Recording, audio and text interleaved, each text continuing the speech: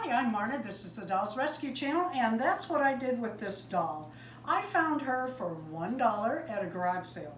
I actually have at least 2 others in blonde and 3 with the dark hair, but I only have 1 out of the box of the dark hair girls. All of my blondes came to me pre-loved.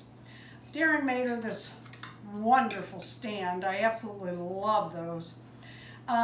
I had made her top for a Jean doll. I got a Chelly Woods pattern and I was working on it for a Jean doll and I remembered it, so I made it for her.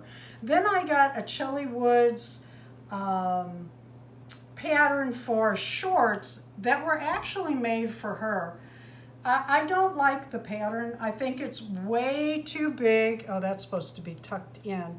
I think it's way too big. As you can see, I've got fold over and darts on this, and they look like gauchos, but I happen to love gauchos. What are gauchos? They're a skirt that is longer that ladies used to wear when they went horseback riding and actually straddled the horse. At some point, women decided they could straddle. Let me get her hands at least a little correct. There we go.